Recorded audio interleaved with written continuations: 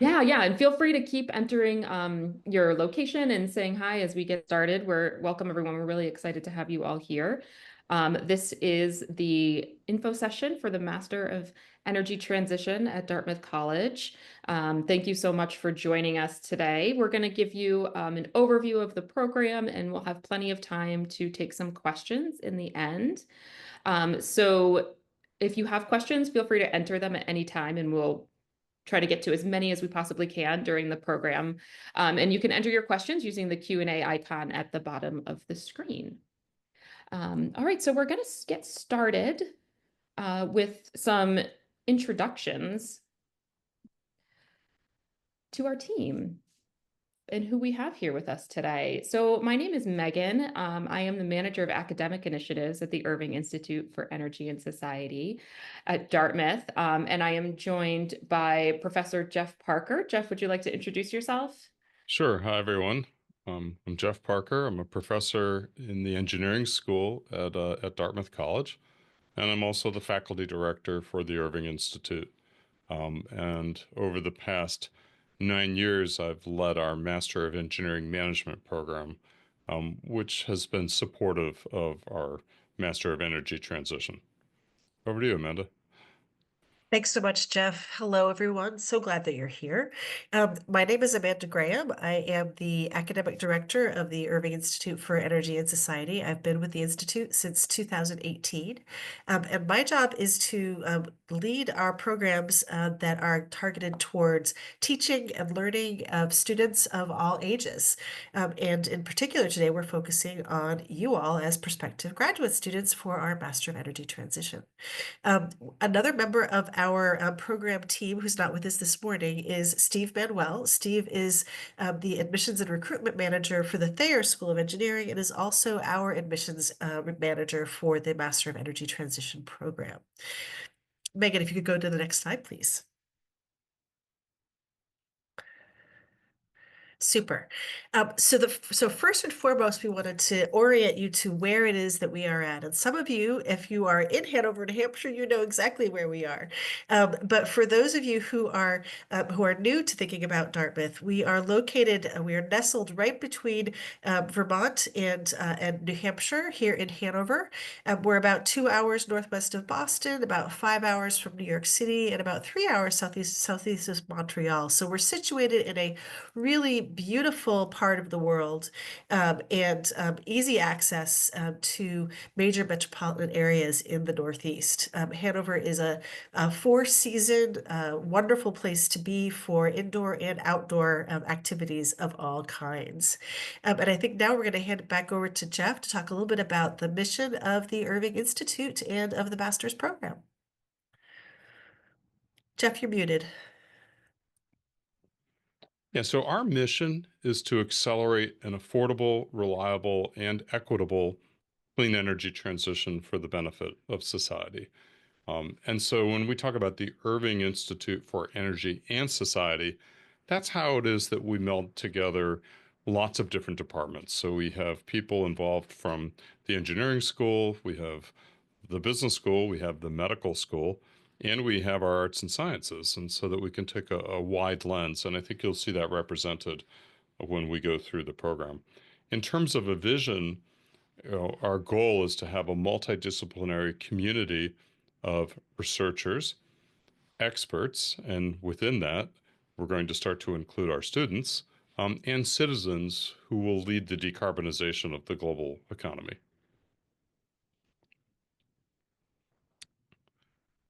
Yeah, so we're incredibly fortunate to have just Class A space. So we have a beautiful building that has a number of tenants in it. So we've got the Irving Institute, of course. We have our Office of Sustainability.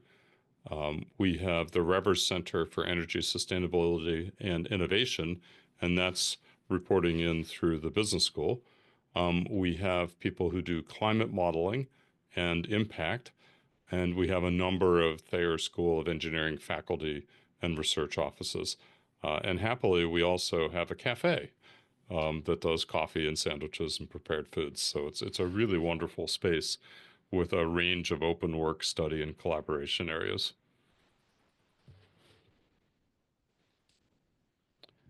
And then in terms of where we're situated, we're on what's called the west end of campus. And if you had come here just 5 or 10 years ago, you would have seen the business school and the engineering school, but those buildings were not particularly new. So over COVID, we had two new buildings. One is the Engineering and Computer Science Center, so that's ECSC, and the other is our building, the Irving Institute. And so what we have is this vibrant hub now, that's at the west end of campus, which used to be a long way from the main part of campus, but is now growing together.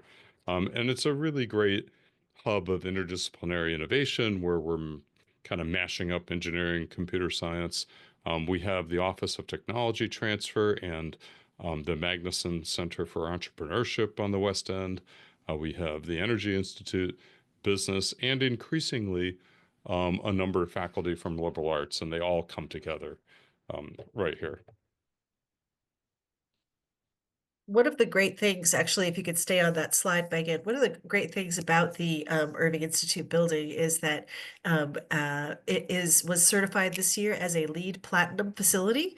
That is for energy use as well as other sustainability metrics. And just last week, we were actually awarded the best new building award by the New Hampshire chapter of the U.S. Green Building Council.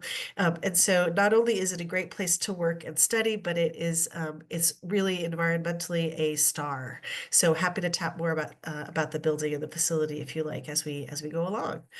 Back to the slide now to talk a little bit more about what is this program, this Master of Energy Transition that we have crafted.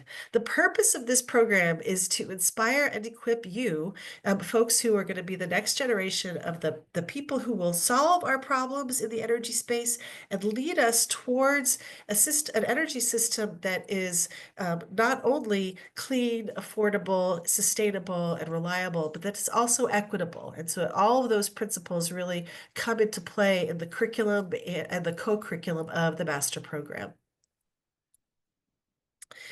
Why might one want to get a Master of Energy Transition? I'm sure that you will see yourselves in these slides.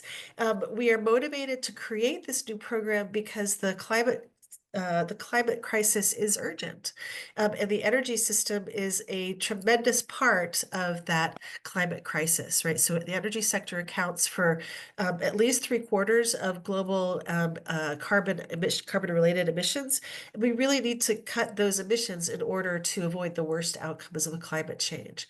In order to do that, we need to lead a transition across all sectors of society because energy is such a fundamental part of how we power our modern systems of healthcare, of business, of industry, even our residential and commercial enterprises.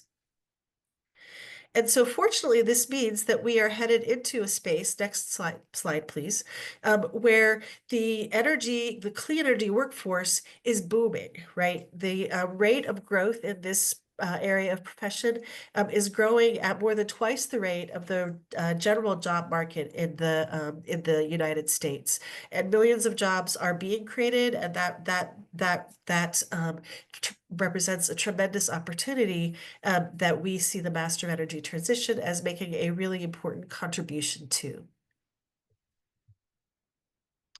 And so the program was designed to ensure that you as students will be able to learn from world-class faculty who are engaged in this area, that you'll be able to access our dedicated network of alumni. We have hundreds, if not thousands, of alumni from Dartmouth who are actively engaged in the energy and climate space.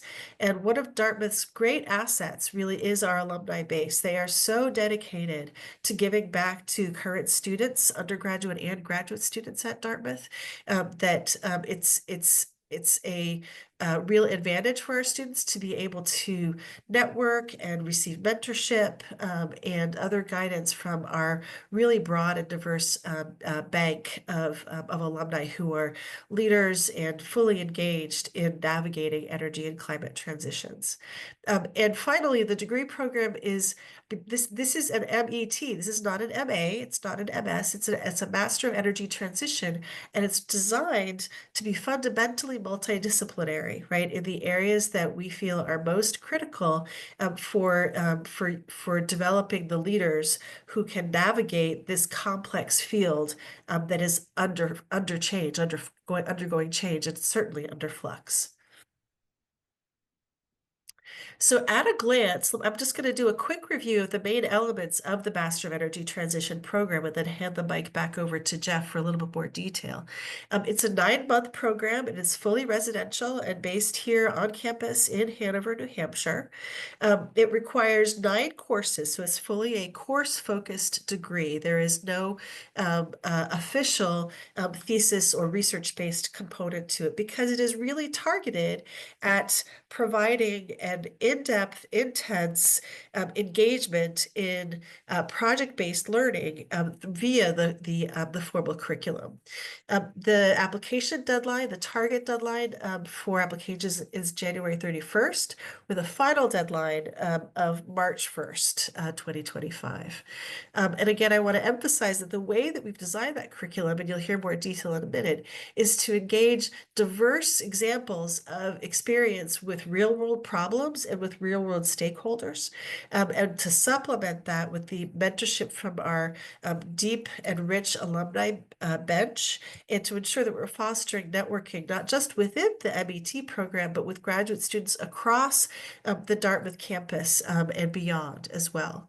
And so the kinds of folks that we're looking for are people who are really motivated to make a difference and who see the need, right, for developing that multidisciplinary, multi-perspective fluency to be able to work with the diverse professionals in the fields, no matter what sector it is that you're focused on. And I want to make sure also to acknowledge that this is a STEM designated program. And so international students are eligible for STEM OPT. Jeff, over to you for digging a little bit deeper into the program.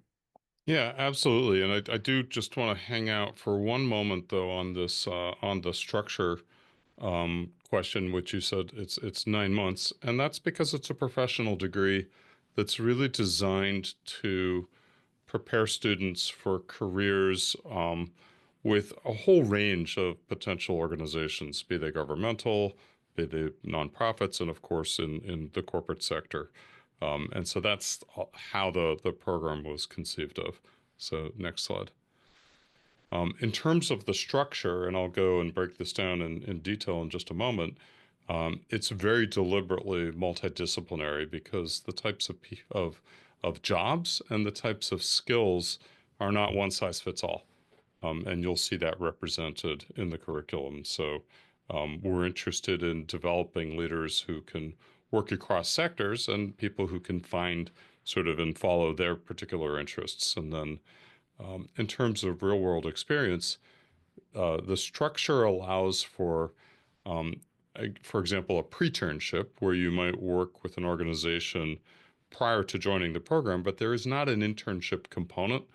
And so the way that we manage that is every term we're hoping to have some kind of a real world experience with an organization sponsoring projects. And I'll give an example of that in just a moment, in order to develop sort of hands-on experience with specific problems that are brought to us by external organizations. And then in terms of mentorship, as Amanda mentioned, we've got this incredibly passionate and engaged alumni base, and sort of nothing represents that more than our advisory board, and we'll give you a couple of examples of those members. But they've been very generous with our students' time over the decades and have already represented to us that they're all in and are looking forward to meeting you. Those students are going to join the MET this fall. And there are thousands of alums who are in the energy and climate sector. So let's dive a little bit more into kind of some of the nuts and bolts. So if you look, so term one in the Dartmouth context is in fall, and then we have about a, say, 5-6 week period that goes right before Thanksgiving and then through the New Year's. And that's an interesting break period where lots of students find sort of short internships or travel opportunities for 2 to 3 weeks in December. And so we'll also be developing and thinking through what some of those opportunities look like. Then in term two, that's the beginning of January. And then we have a break over spring break. And then term three is our spring term. And so this is on a quarter system, for those of you who might be familiar with that. So now let's break and have a look within. So I think of these as rows. So row one is our technology of energy systems. And so by that, when we think technology, we think of the engineering. And so that first box, the technology of current and future energy systems, is really to break down, well, what are we talking about? What is an energy system? How does the power system work? How does an industrial process work? And currently, much of the system is what we'll call hot spinning things. And so by a hot spinning thing, I mean some sort of a turbine that spins either with a gas, or it'll have steam, or it'll have water if it's a dam, or if we make steam with a nuclear or coal process, that's then spinning a turbine that generates power. That's most of the existing system if we look at it. And then, of course, we've got, in terms of internal combustion engines, those are hot spinning things as well, but they spin, for different reasons. Increasingly, though, we're getting a whole new range of technologies. So we're getting technology in photovoltaics, we're getting technology in wind turbines, we're getting these amazing storage systems, some of which are literally hot rocks in a big thermos bottle. Of course, that thermos bottle is perhaps 2 stories high. And these are ways that we can then integrate renewables, which are by their very nature variable, into the existing system. And so the purpose of this course is to provide some exposure to just the technology itself. And then we move into data analytics for energy and climate. And the purpose there is to expose students and equip them to analyze the data sets that are invariably going to come up in any project or any job, so that using tools like Python, how to work with those data sets and then do the analysis so that you can categorize things, cluster them, make predictions, and really work with the data. And no need to worry if you haven't encountered things like Python before.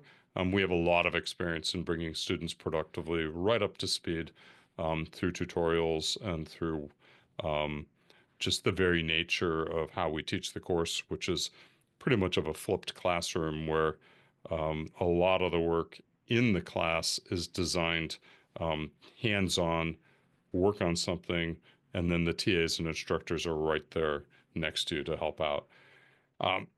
And then we move on to energy systems modeling. And so that takes a different perspective. If the box on technology of current and future systems was a pretty detail-oriented, the one off to the right then zooms out and says, okay, well, how do these things interact as a total system? How would we model them? And then how can we analyze policy decisions and then see the impact of those decisions at a system level? And so it gives you another tool to be sort of a productive member of a team and then work on specific problems. The middle row is more of our business and economics. So if the top row, the anchor tenant in delivering that would be our Thayer School of Engineering. In the middle row, the partner is our Tuck School of Business. And so no sort of professional master's program would be complete without some team dynamics and professional communications. Because once you leave school, honestly, it's very rare that you're going to work as an individual contributor just all by yourself. And so a lot of, well, how do you manage team dynamics? How do you create professional products, as in memos, presentations? What are people looking for? Are going to be handled in that class. And then the next one is energy markets and economics. So if we think about the system, it's not command and control. So this is all operating in a price and economics of fixed costs and variable costs environment. And then we'll take you through that to give you that background. And then the next row is more the finance and accounting. So there's where we handle things like, well, what's a master limited partnership? How are we going to finance the clean energy transition? You know, what does that look like? And then what are some specific examples?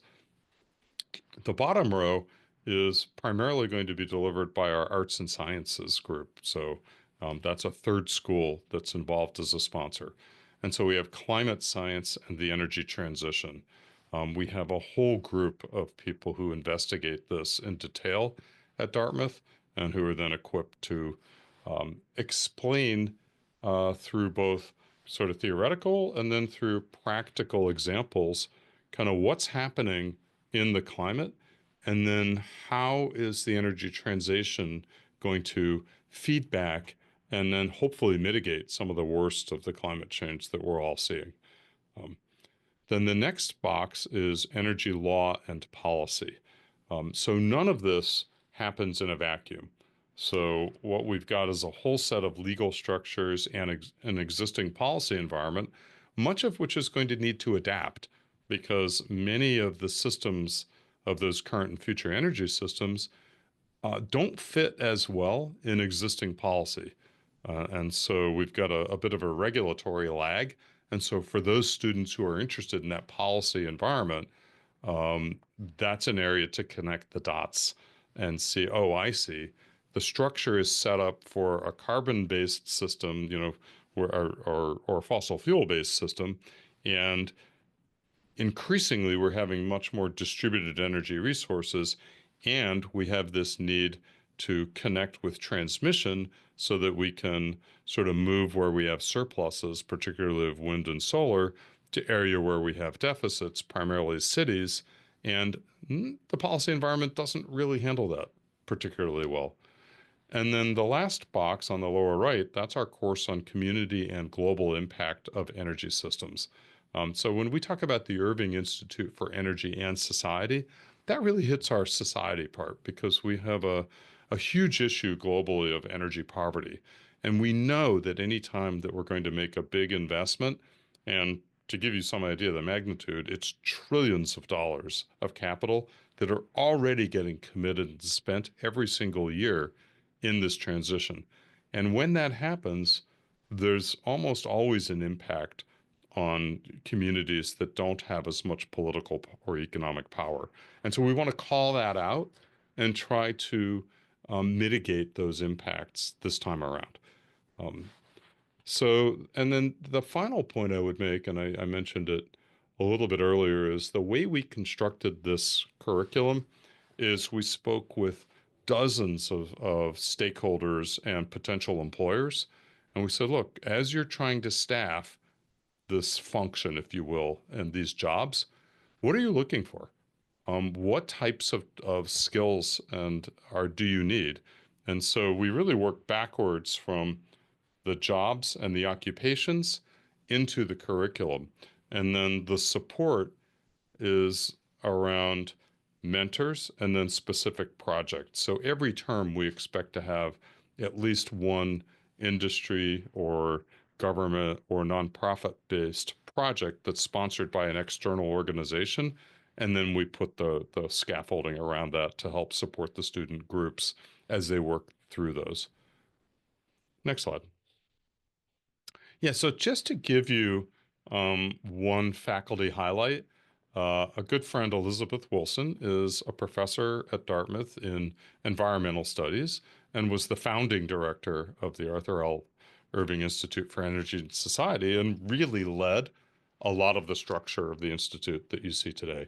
And she will be teaching the Energy Law and Policy course which is delightful because that's her area of expertise.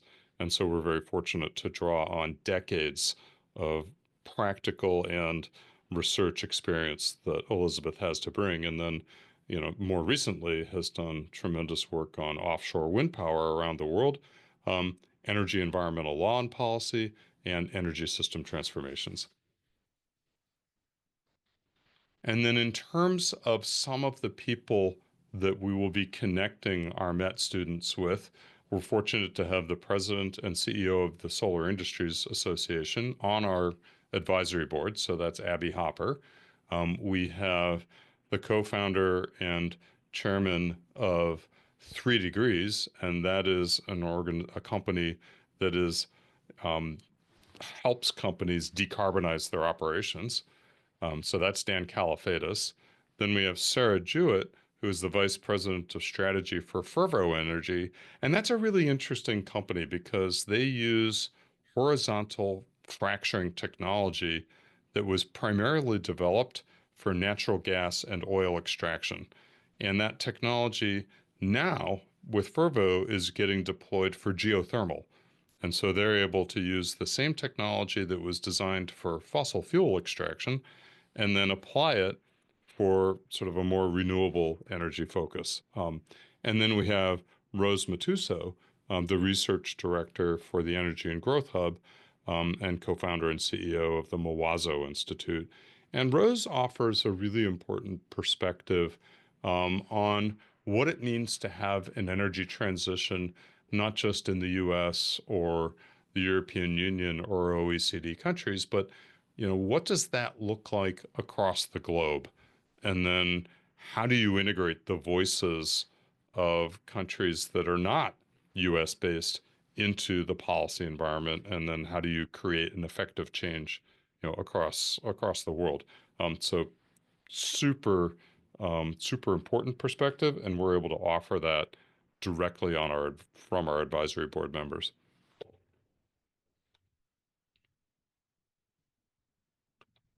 And then in terms of the exposure that you might expect to see to other parts of campus, we initiated just this past year the Irving Institute Graduate Fellows Program. And maybe Megan, you can take folks and take through what that looks like. We're super pleased with how that's gone this year. Yeah, great. Thank you, Jeff.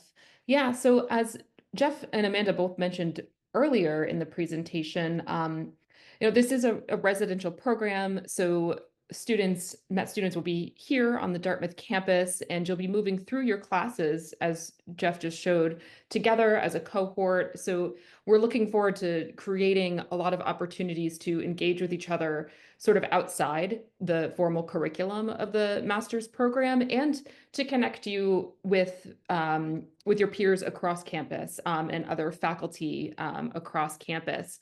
And so along with the Master of Energy transition, we plan to create opportunities for those students. And we also have this Irving Institute Graduate Energy Fellows program for graduate students at Dartmouth who are interested in really kind of deeply engaging with their peers across campus in different disciplines and learning about how to engage with other sectors as they continue through their graduate studies. And so again, we're offering this program for the first time right now. We have a cohort of 18 students from all across campus. We have students from Tuck, the School of Business, from the Thayer School of Engineering, from Arts and Sciences. They're MBA students, they're PhD students studying climate and energy. So they're really from a whole bunch of different places, and they've come together this year to learn from each other and connect. And so some of the opportunities that these students have is not only just community building through sort of these networking events that we offer, and different types of exclusive engagements when we have invited speakers, opportunities to network closely with those folks too. They're also paired with mentors. And so Jeff just gave an example of some of our advisory board members who are part of our mentorship programs. And so these students also have an additional opportunity to connect with expert alumni mentors in energy and climate. And then they also receive up to $500 in funding to present at an energy and climate related conference. So a lot of opportunities with this program, and we're really excited to have it launched and have this open to our MET students to apply for this program as well, in addition to the MET. All right. So to switch gears a little bit here and give you an idea of sort of some of the more administrative side of the MET. So the Master of Energy Transition is run by the Irving Institute for Energy and Society at Dartmouth, but it's offered through Dartmouth's Guarini School of Graduate and Advanced Studies. So if you have started your application or if you are planning to apply, that will be submitted online through the Guarini School's application form. And you'll have an opportunity on that application form to select the Master of Energy Transition as your desired degree so that your application will then be specified toward that program. And we do have several requirements in the application, some of that are required more broadly by Dartmouth and the Guarini School, and some that are specific to the Master of Energy Transitions program. So there are 3 letters of recommendation that are required, and you can opt to provide a 4th as well. And we do strongly encourage that at least 2 of those come from college professors. Or they can come from an employer or someone who knows you well in sort of a professional capacity. GRE scores are not required for the Master of Energy Transition, so they are not accepted during the application process. So you don't have to worry about either completing the GRE or submitting those scores on your application. And again, as Amanda mentioned, we have a priority application deadline of January 31st, 2025. And then our final application deadline is March 1st, 2025. And so in terms of tuition and financial aid, our tuition follows the Dartmouth and Guarini School of Graduate Studies tuition, which is currently just over $22,000 for the 2024-2025 academic year. However, these tuition costs are subject to change yearly, and so they will be similar but updated soon. So keep an eye on that. And then student fees and an estimate of living expenses are all available on the Guarini School of Graduate and Advanced Studies website. And you can get a link to that website on the Master of Energy Transitions website. And so to support the tuition payments, the Master of Energy Transition offers its own limited number of need-based partial tuition scholarships. So these can cover up to a maximum of 40% of your tuition. And when you're completing the application, it's important that you indicate on your application that you're considering applying for aid or for these scholarships so that we're aware, and indicating that on your application during the process doesn't commit you to anything, and it doesn't affect the admissions process or review at all. It just gives us an idea of the folks who may be applying for these limited number of scholarships. And then you will be asked, in order to assess need and allocate scholarships, applicants will need to fill out something called a CSS profile. And all of the information that you need to do this is along with the application. So you'll be taken through that during the application process, and you'll be given this code to submit in order to submit your CSS profile. And that is your financial information that comes to us. And then additionally, you're of course encouraged, if you are a U.S. citizen, to submit the free application for federal student aid, or the FAFSA. And Dartmouth has its own code for that, which you can find online as well. And that can help determine your eligibility for things like grants, work-study programs, or federal loans that can also support your tuition.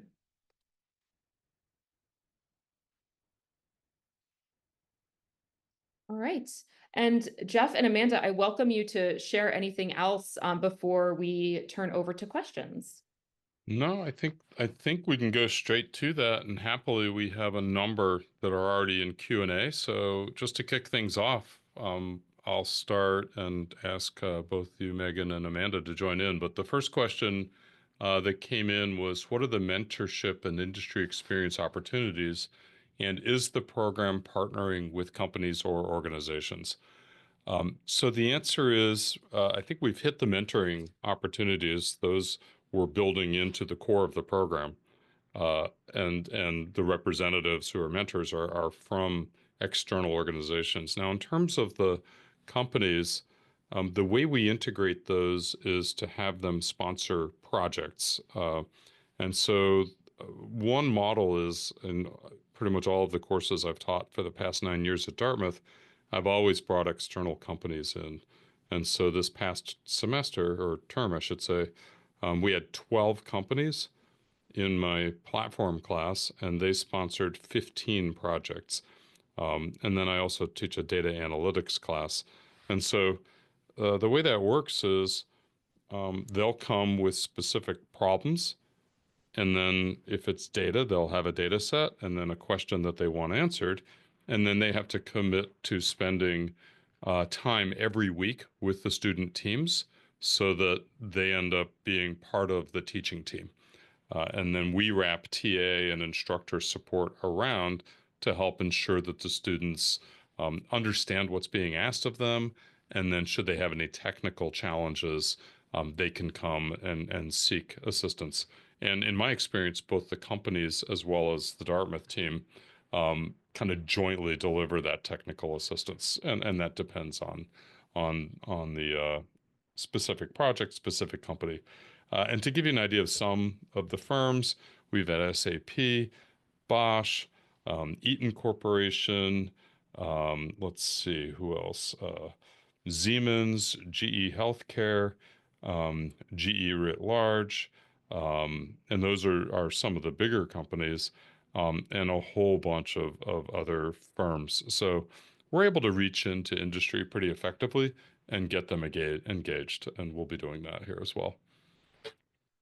So that's that question. So I think we can call that one answered.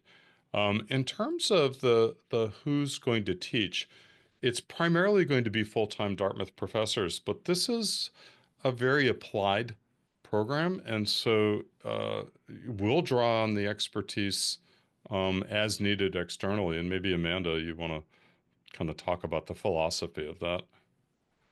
Yeah, I think that because energy transitions are this is a space of evolving practice, right? And so we want to make sure that we don't become an isolated entity, and we want to be continuously infusing the practical wisdom and the experience, right, of folks who are in the field into the program. So we will I think always ensure that we have not just those project-based experiences, but also some instruction, right, that is given by folks who are both excellent practitioners and excellent teachers, right? And so I think that there will always be a combination of Dartmouth faculty and practitioner-based teachers, instructors in the master's program to ensure that we really are weaving together the best of both of those worlds.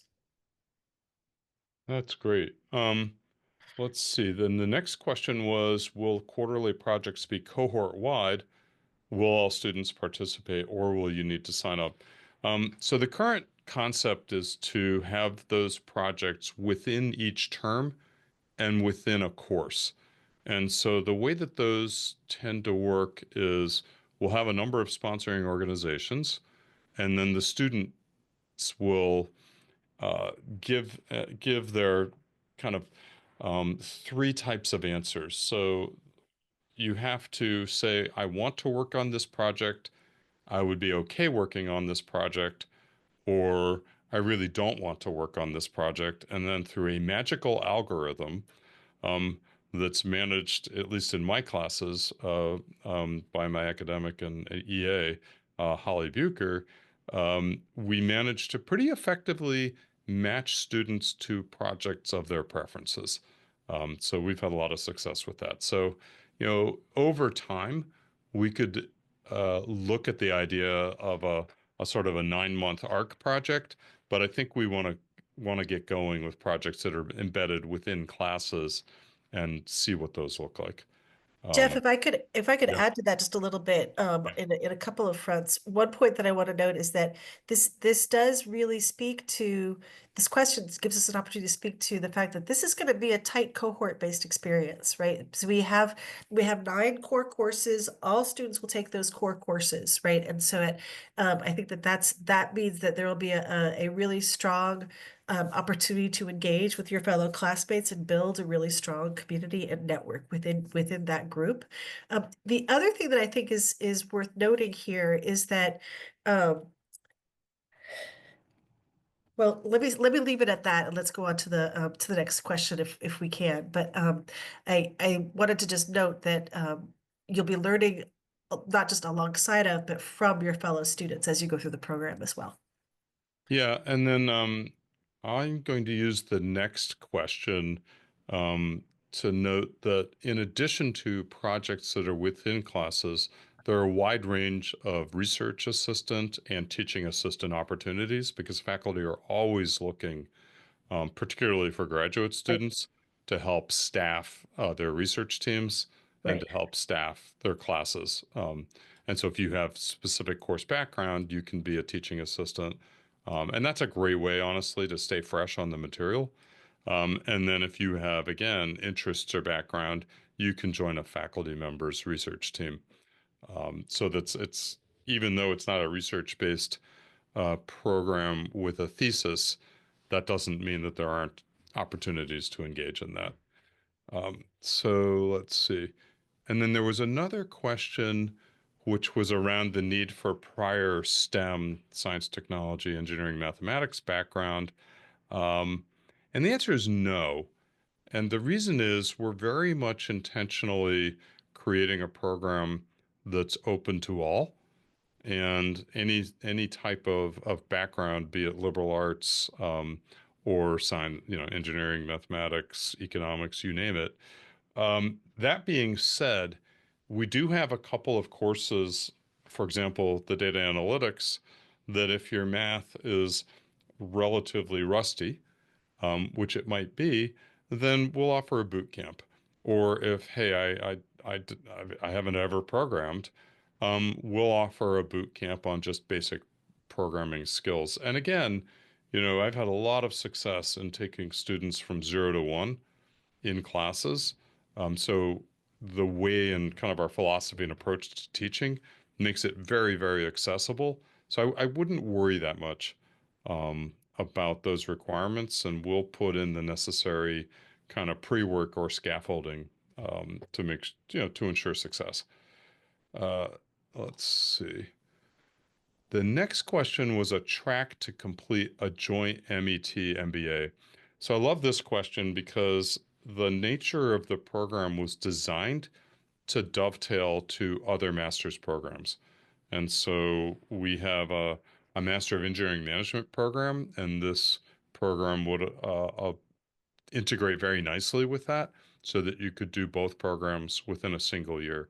We're working out with the MBA program what the overlap and would be. So in terms of how much time would be saved from the degree.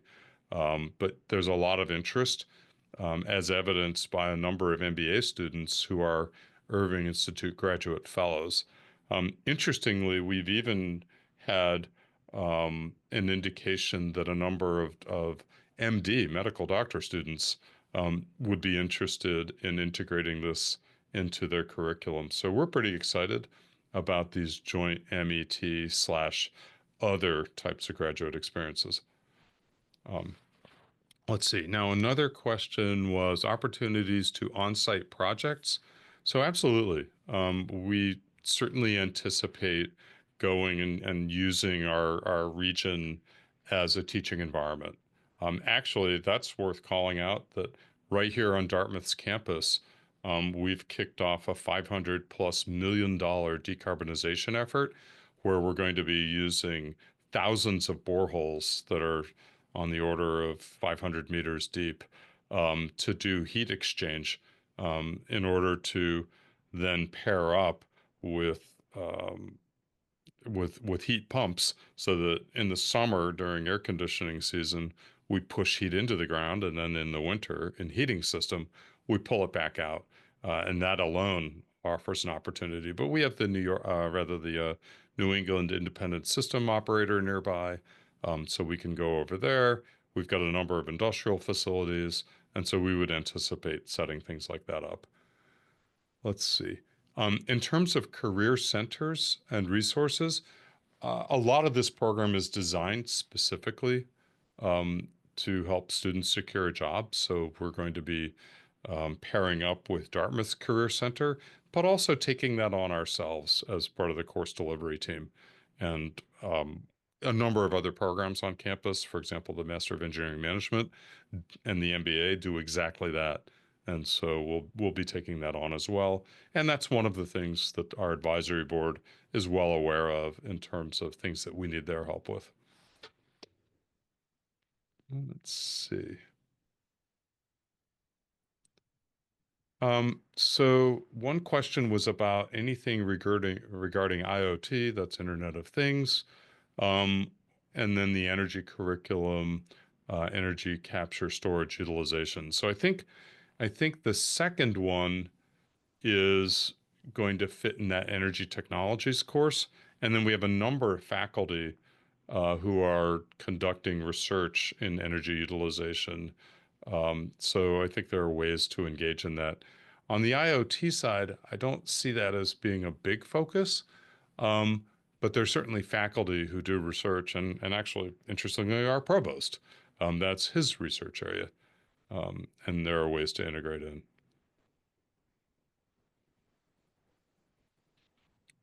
Let's see, other questions. Option to earn an MS or an MA.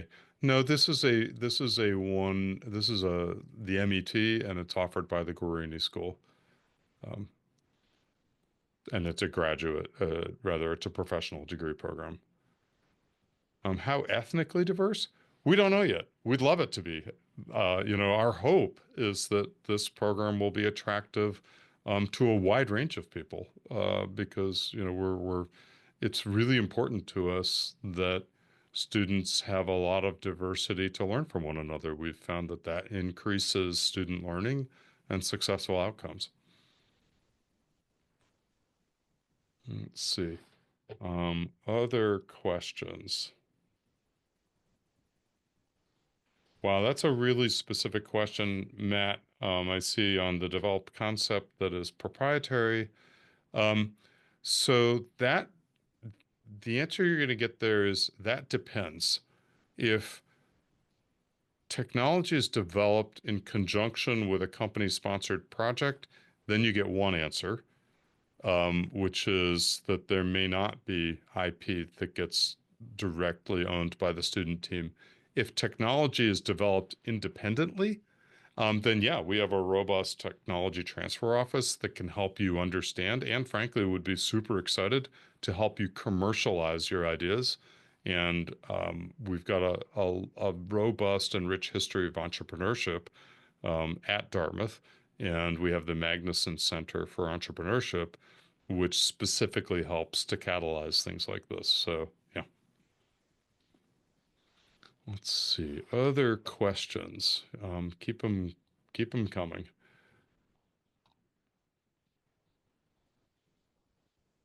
This is a great set of questions. It really is. I want to take a moment while we're seeing if any additional questions come in to just note that if you haven't already seen it, we have a brand new video that sort of tells the story of the program from the vantage point of a number of our alumni advisory board members that has just been it's a news item on the Dartmouth Communications News website, as well as on our website. So if you haven't seen our 4-minute video yet, take a look when you have a chance, and you'll get to see some of the alumni that we mentioned earlier in this seminar, actually live and in action.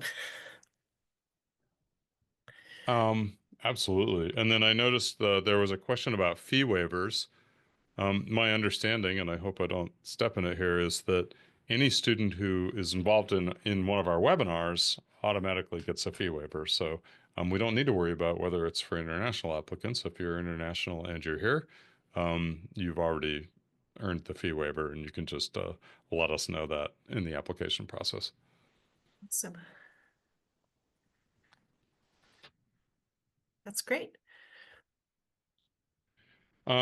Great question. What do you hope students will gain from the program? So what I like about that question is, um, I would say the design of it is to help students engage in a productive first, second job in a climate or energy profession. And so what we hope you gain is a few things, but primarily it's an understanding of what the opportunities are and the background necessary to get that first or second job. So that's really the highest. And then as we cascade down, we need citizens who are able to have meaningful participation, not just in their careers, but literally as citizens of the world. Um, and I deliberately say that because our hope is that this is going to be a widely international program as well, who can contribute to both the economic side, but importantly to the policy side, to as participants. So that would be my second answer. And then the third answer is the cohort experience. So when students leave and they've been through one of these intense cohort experience programs, that's a bond that I hope will last for life. And to bring that, to give some color to that, I've been out of grad school for a few years now, as you might guess by the color of my hair. And not a single day goes by that I don't have a text or an email from one of the people I went through graduate school with, because those have been my partners in all kinds of things for decades after leaving grad school. And in particular, I went through a 25 student engineering master's program, and that's very, kind of similar in size to our early cohorts that we're expecting. And I made lifelong friends from that, and we would hope that for you. Jeff, I think that's incredibly well said. I might just add to that. Um, the reason that this is a Master of Energy Transitions and not a sort of Master of Science or a Master of Arts really has to do with the type of application that we're hoping that people will be able to put this degree to. And so in addition to, a lifelong network of colleagues, we're really hoping that this provides a fluency and a literacy across the complexity of the energy transitions space, the energy systems and the climate solutions space, that enables you not just to work with other folks who are sort of in your same disciplinary space, right? So engineers working with engineers or policy folks working with policy folks. This field requires, right, that you be conversant with how to ask great questions, right, outside of your particular sphere. So you're going to be an engineer who is able, right, to anticipate and appreciate engagement with a policy person. You're going to be an economist, right, who's able to anticipate and appreciate a community organizer, right? Because I think that in this space in particular that we're moving into, we can't navigate those transitions effectively if we don't have professionals, right, who are able to span those kinds of boundaries and to span them effectively, right? And so it's about having knowledge, but even just as importantly, it's about being able to ask good questions and engage with others across those kinds of differences. And that's the kind of proficiency, right? Sort of professional proficiency that we've designed for in this program. Yeah, great call out. So I see that we are just coming to the end of our time. And one of the questions is about the availability of the session recording. So what we'll do is follow up with an email to everybody who registered. and that'll have links to both the application process, but also to the recording itself.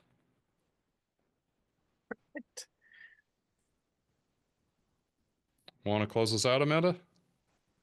I was going to ask Megan the same thing. Ha!